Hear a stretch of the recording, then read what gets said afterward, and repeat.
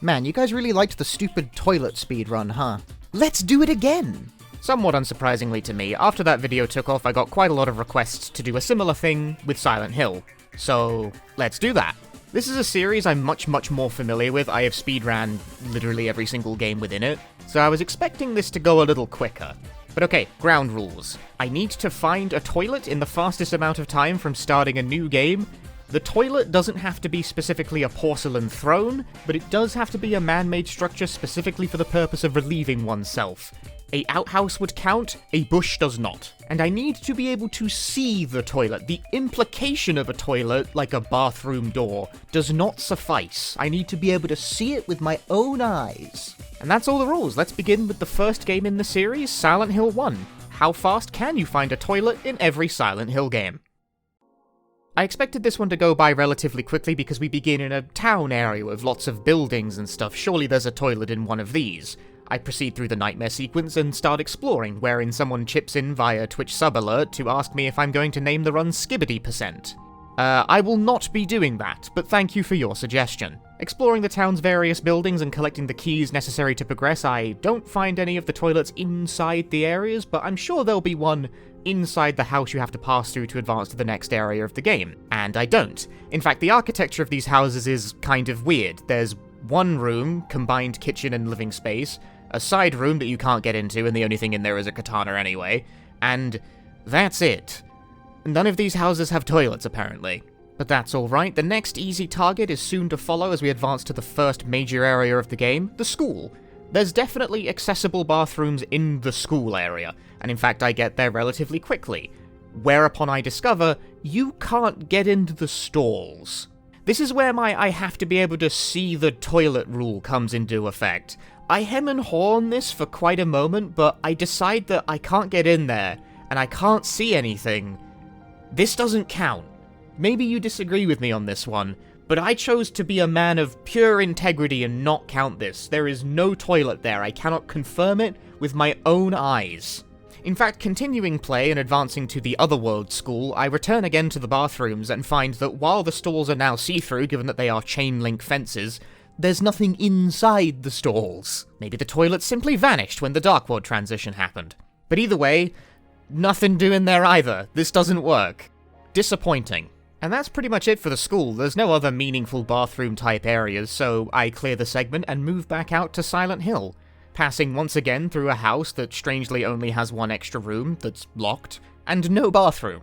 There's no particular side rooms to duck into, so we simply advance to the church, which also doesn't have a bathroom. Do churches typically have bathrooms? I wouldn't know. But either way, this one does not. I take a brief detour on getting to Old Silent Hill to investigate the police station because for some reason I thought the police station might have a bathroom in it. It doesn't, but alright.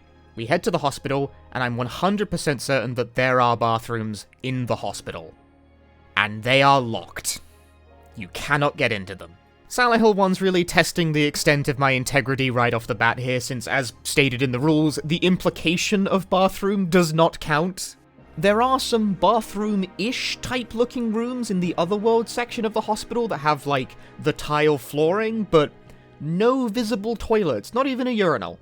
And despite searching up and down, I end up clearing the entire hospital section of the game, still without having found a bathroom. I'm solidly over halfway through this game now with nothing. But there is yet one more hope. So I proceed onwards, defeating the Float Stinger boss, and go through the sewers.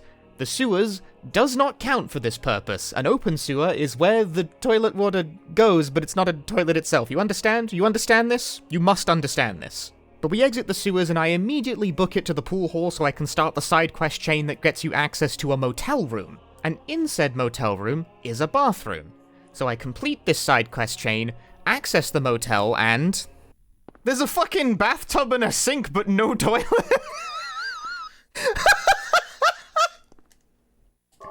Bathtub and sink, no toilet. What the fuck? They didn't model a toilet for this game, dude. No one poops in Silent Hill 1. No one poops in Silent Hill 1. That's fucking insane. What kind of motel is this? Where do you fucking poop, dude? It's like this. I know this angle is like, where's the toilet, dude?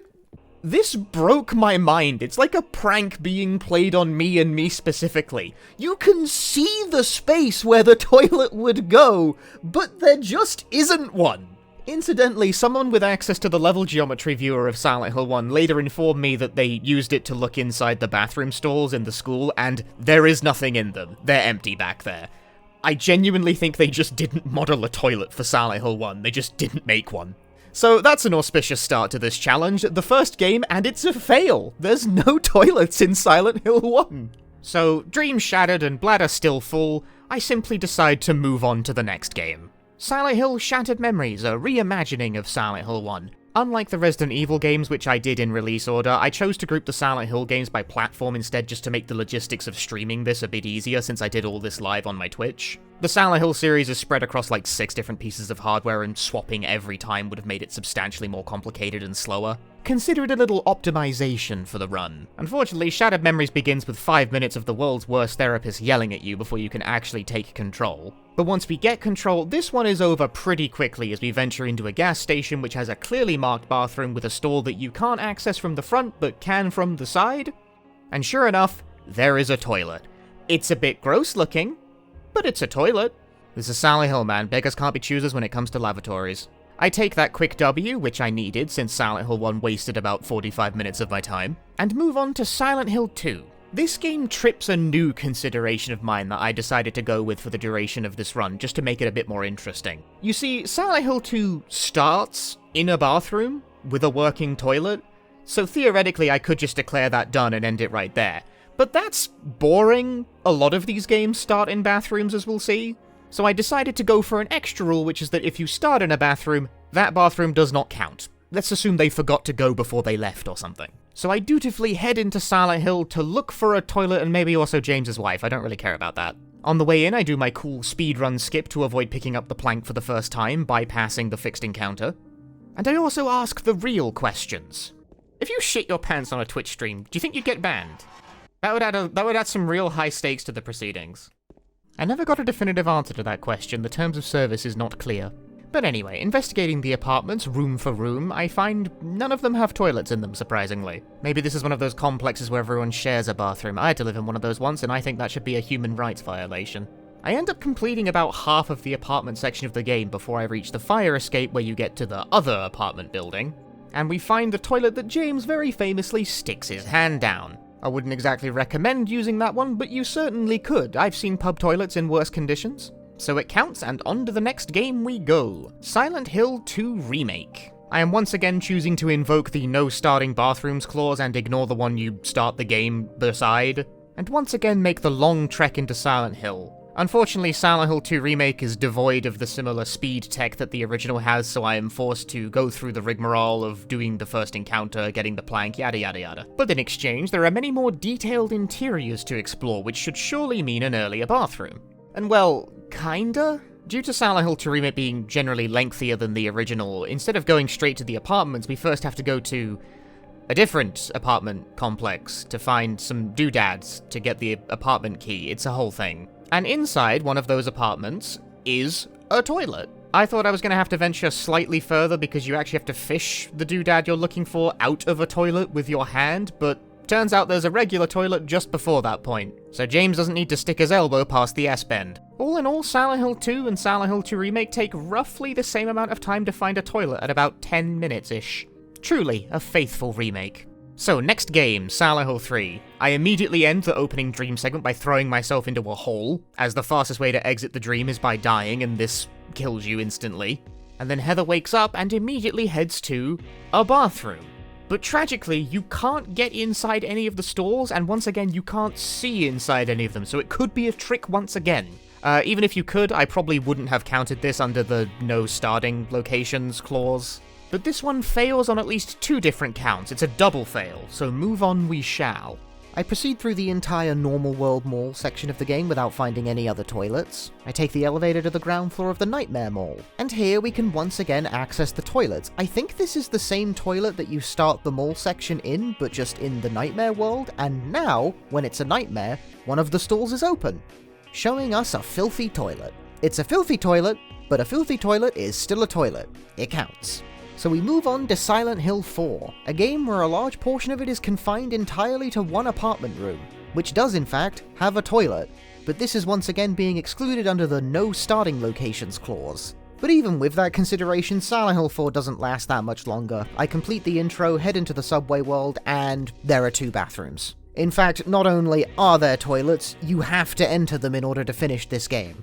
The first instance of unmissable toilets, and there are even 2 of them, just to make absolutely sure that you see the toilet. A sequence of very quick wins. Silent Hill Origins is up next, and while I could have and probably should have used the PS2 version for this, I decided to be fancy with it and use my PSTV instead to play the PSP version. A decision that will make sense shortly. We rescue Alessa from the burning building, completing the game's intro, and arrive at the first major area of the game, Alchemilla Hospital, which has undergone some slight renovations since the last time we saw it in Silent Hill 1, despite the fact this game is set in the past, don't worry about it. The bathrooms are clearly labelled, but both of them are locked.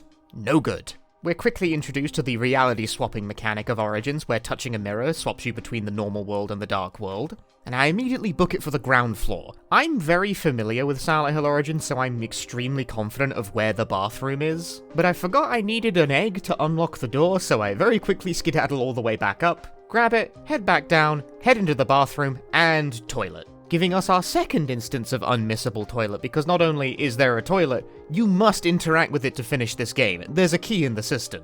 Next game, taking advantage of the fact I had my PSTV plugged in, I boot up Silent Hill Book of Memories. This is a game I included in this run mostly as a curiosity. If I'd excluded it, I don't think anyone would have really noticed or cared, but I was curious, so I kept it. And I had no idea if this game even had a toilet in it or not, so I create a new character and start a new game. If you've never played Silent Hill Book of Memories, which, let's face it, is pretty likely, it is a top-down action RPG where levels are separated into distinct zones, each having their own theme. And these themes only cycle once every 4 zones. And okay, here's the thing. Book of Memories is not a short game. The current speedrun world record held by me, which sounds like a brag but really isn't, is a little under 5 hours. Which makes it the longest run in the entire series, and not even by a small amount. All of this is to say is that after about half an hour of play, completing only the first zone without a single change in scenery, I realize this is going to be a horribly inefficient way to actually scope this game. So I opt to cheat a little bit and go New Game Plus mode on it, booting one of my completed save files and hopping around the various zone themes to see if any of them happen to have a toilet in them. While I was doing this, a couple of people in my chat room made the extremely weird decision to ask ChatGPT if this game had toilets in it, and state its answer to me as if it was an authority on the subject matter. Why on earth would you think ChatGPT would know something like this? What is wrong with you people? I wouldn't include this in the video were it not for the fact I need it to contextualize my reaction to when I explore the water zone and find, but not because what the fuck, there is a toilet! ChatGPT can suck my dick! Fuck you! Fuck you! Woo! It's there! It counts, dude! It even looks like it's hooked up to the plumbing. And for the 2 people in chat who are like, ChatGPT told me there were no toilets. Well, I asked me and I can shit down your fucking throat. Maybe use your head to find information. Or play a game, I don't know, whatever. Yep, even Book of Memories has a toilet in it. Punchy 1, ChatGPT, nil.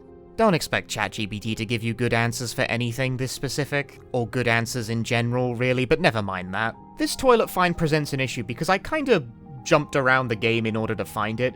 According to my split file, it takes about 2 hours of play to get to this point, and I already spent 30 minutes playing the game, so let's add an hour's penalty to the score roughly because of this. Cheating aside, let's move on to the Xbox 360 games, starting with Homecoming. I need you all to understand my faultless dedication to my gimmicks like this because I absolutely hate this game, I hate playing it, I would like to never play it again for the rest of my life. But completionism compels me to play it once again. But my first chance to get out comes relatively quickly when 5 minutes in I find the hospital bathroom. Toilet? Toilet? Toilet?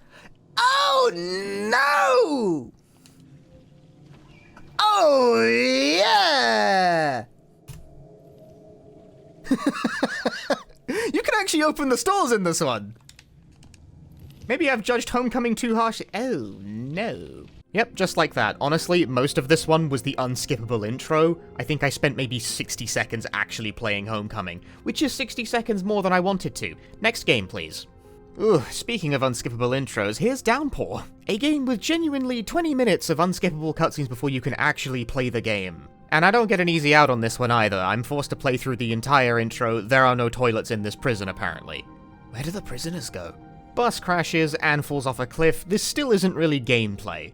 climbing the cliff to escape is when gameplay really actually begins in earnest about 14 minutes after hitting new game. You know, one of this game's writers expressed surprise that people don't speedrun it very much on Twitter once. I wonder why, man. But we come up on a gas station, and if there's one thing in this universe that's a constant, it's the gas station bathroom. Tragically, we can't actually get inside the gas station though, so I'm forced to continue making progress. We meet the mailman in another unskippable cutscene, and break into a nearby diner, whereupon not only do we find 2 pristine porcelain thrones, you can even flush them in this game. No point to that action, but you can do it. Downpour is actually the best Silent Hill game, better than Silent Hill 1, which had no toilets at all, I will remind you. Absolute respect. And now for the final game, forcing me to boot up the PS5 to play Silent Hill: The Short Message. This game is at time of speaking still a PS5 exclusive, so if you haven't played it, it's more of an atmospheric game about exploring an abandoned apartment complex. It's nothing to particularly scream from the rooftops about, but it is free, I suppose. It's very weird it's still PS5 only. It's one of the, 3 games you actually need a PS5 to play. And indeed, since this is a game about exploring the very detailed innards of a dwelling, we find a toilet within 5 minutes, probably the most detailed toilet in the series to date. Look at the polygon count on that thing, so pristine. And that's the last one. We have found a toilet in every Silent Hill game. Including the 1-hour penalty for Book of Memories, this run took 3.5 hours. Minus whatever time from Silent Hill 1 not having a toilet at all. What did we learn from all this? Nothing. We've learned nothing. We've learned that I'll do any stupid thing if I think it sounds funny in the moment. Well, I hope you did have fun. If you did, consider leaving a like and subscribing to the channel, and if you really enjoy this stuff, you can support me on the Patreon, which mostly funds actual video essays, not stupid garbage like this. But you can still do it if you want. I'm not gonna complain. I will also say, I probably do have one more of these toilet videos in me. A lot of people got mad at me in the comments of the Resident Evil video for not quite comprehensively doing literally every single spin-off because there are 20 million of them and I didn't want to do all of them. But I'm open to the idea of dedicating a video to the games I skipped. We'll see. Anyway, thank you very much for watching, have a nice day, and make sure to wash your hands after you flush.